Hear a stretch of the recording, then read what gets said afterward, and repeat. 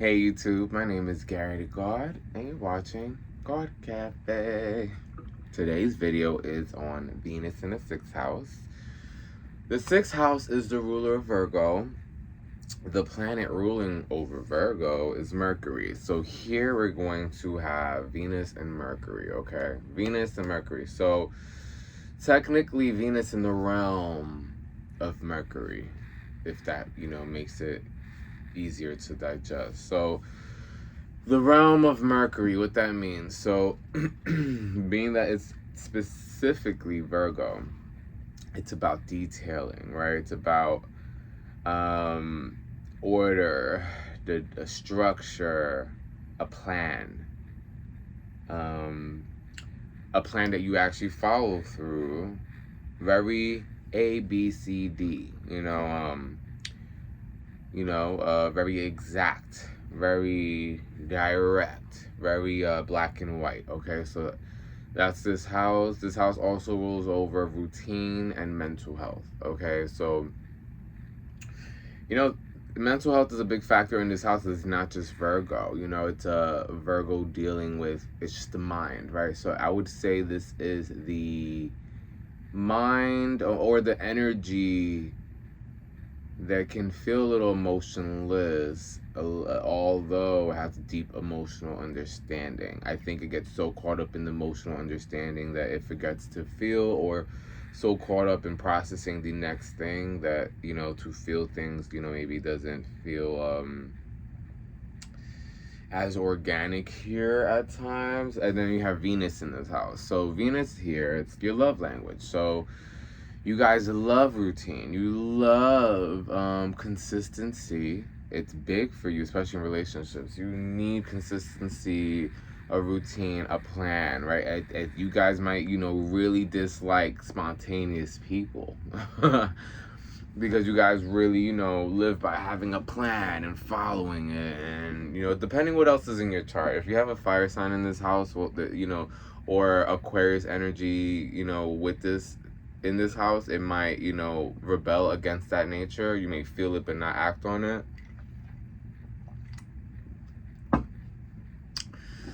So yeah, your love language is very somewhat black and white. Okay, so you guys, you really assess the give and take, the details, the nuances. You guys are those individuals that really value the little things, the thoughts. A thoughtful gift will mean so much more than an expensive gift. If that expensive gift is just another expensive gift you're getting, clearly, right? Like if someone's hardworking and they can't really always afford expensive things and they give it to you, then that expensive gift means a lot more than someone who is rich or really well off just buying you another shoe or bag, right? At some point it becomes like, oh, this is that Band-Aid you keep giving me, but I still feel hurt, right? So you guys, you guys really truly value that. It's the thought that matters. You guys truly understand, okay, the value of that.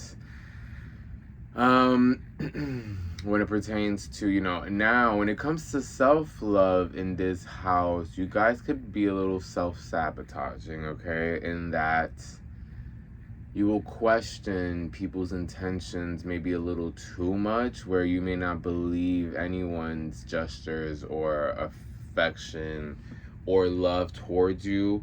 Or perhaps if it's not that, it's hard to receive someone giving you love because perhaps, the self-love hasn't fully developed or is developing and is still in its younger, stages or earlier stages, right?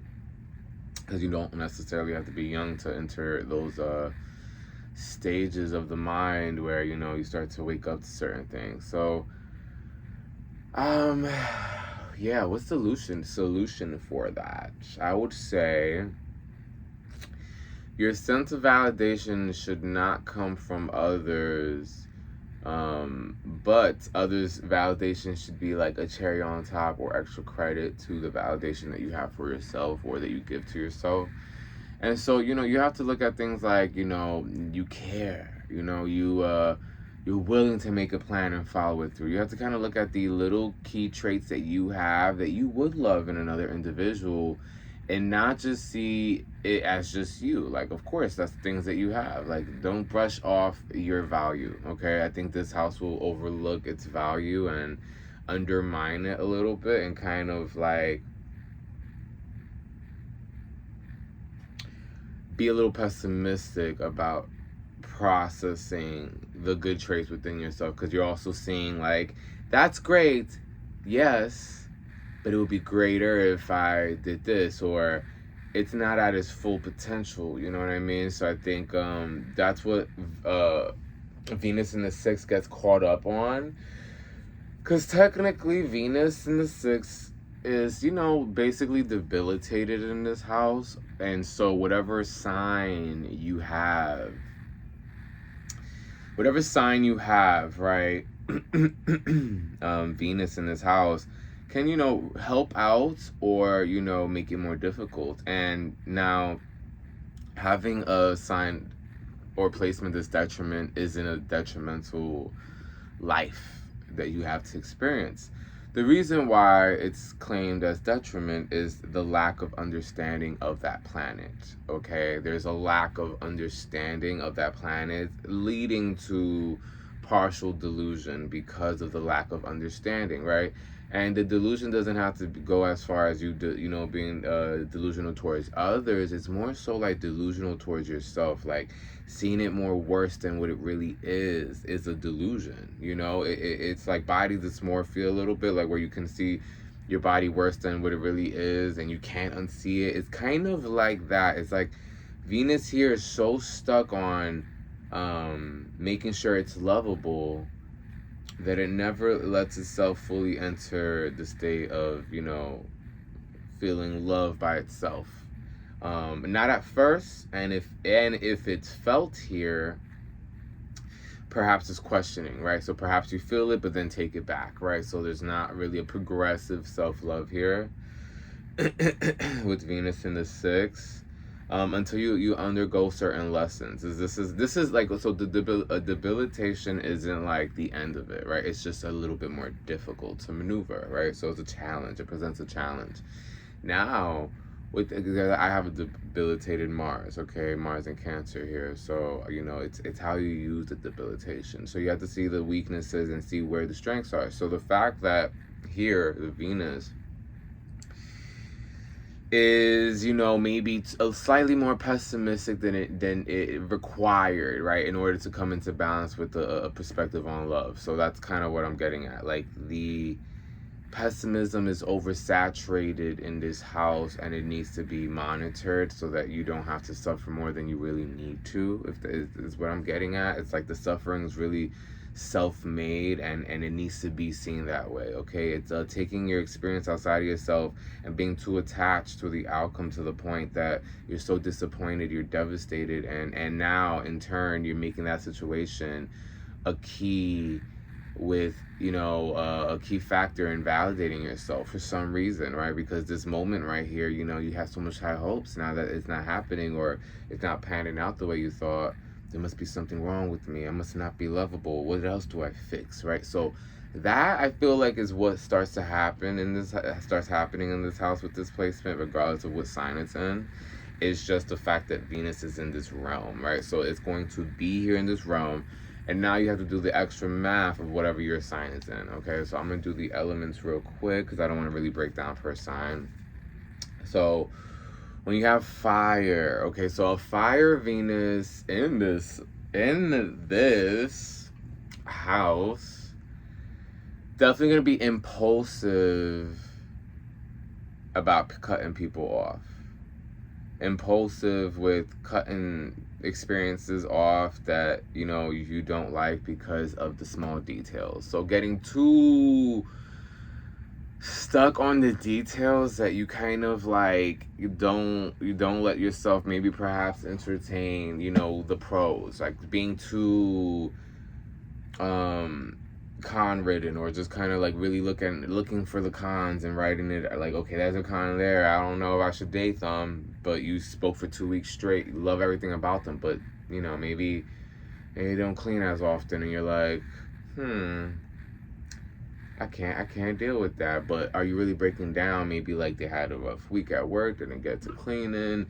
You know, maybe you're judging the fact that they have a pile of clothes on their chair a little too dramatically, and forgetting that you also have moments where you may do that, maybe not as much as the average person. So you're judging it based off of what you would do, and that's incorrect to do, because I have exalted Venus, so I understand that the opposite of this misunderstanding here. So the reason why, you know, you can't just dismiss anything is because in order to build, you need to there's always going to be ugly, okay? There's always going to be something you do not like. So you can't just stop there. It's like you're setting yourself up to not have a relationship, because you're not accepting the idea that in order to build with someone, you guys have to both accept each other's uglies enough to work through both, right? So you don't have to accept everyone's ugly. You have to see what ugly you're willing to accept, right?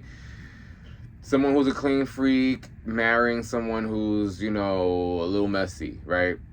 You would think the person who's a clean freak, that would drive them nuts. But the person who's messy, maybe they're not that messy, right? Maybe they're messy, but like just not that messy. And the person who's a clean freak loves to clean a little too much, and maybe runs out of things to clean because they just literally clean everything that they made a mess of. And in a weird way, energetically, the universe put these two people together because of the partnership and how well it meshes, and how cohesive the dependency but independency is balanced. You know, it's like two independent individuals, but within their home environment, the dependency is so fluid because it's a temporary dependency. It's not like you guys are dependent all day, right? It's just kind of like, babe, pass me the sugar. Yes, got the milk. You guys making breakfast together. It's like, you know, it's that. It's like, you know, your lover is picking up after you because they just have to clean every morning. But why would you do it? Because that's not your nature. So in a weird way, this is a complementary relationship, right? So you kind of have to see,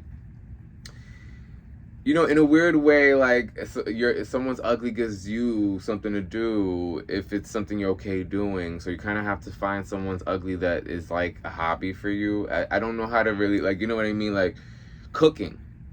Maybe, like, okay, I personally love, you know, doing dishes and laundry because I'd rather not cook, right? And that sounds crazy to a lot of people who love cooking and don't want to clean.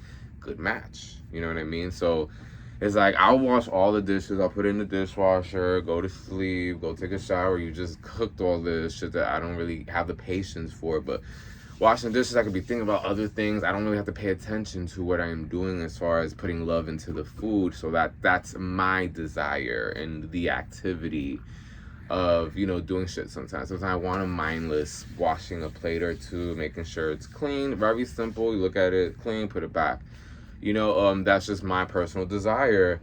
And what would be good? Someone else who likes to wash dishes and clean, and then we're ordering food all the time. You know, if that's the case, that's the case. But you can see here where I'm getting at, where the whole point here, Virgo, Venus and Virgo, basically, Venus in the 6th house, is to accept that there's ugly, okay? I think that you guys are kind of like, oh, red flag, oh, red flag, oh, red flag. You don't want to do that till you get to 40, where you realize the pool for you to pick from is so slight, you may not really find a person or a person. And then, not only that, you probably burned a lot of bridges because you cut off a lot of people because they didn't have, you know, they didn't have that one thing you wanted correctly. So you do see how the lack of understanding, the debilitation creates a lack of understanding within this planet, causing you to perhaps delay the process with finding love in life or never finding it. And that's a hard reality, and perhaps it's something you guys fathom, and maybe you found this video to wake up to that and set your ego aside and just start realizing all of us have the ugly. You know, you didn't come here perfect, so why are you looking for perfection? Come on, babes. You gotta think about that, you know? Anyway, guys, I love you. This is all love. It's a little tough love. I know you guys may not love it, but it's going to be beneficial information for you guys to move forward and maybe not have to watch that much YouTube videos. You know what I mean? Like, just get to the work, you know? Sometimes YouTube could be the classroom, but you still gotta, like, you know what I mean, apply the things you learn, not just for me, but everyone else you're watching on here, okay? Anyway, my name is Gawd. You're watching Gawd Cafe. And until next time, Venus in the 6.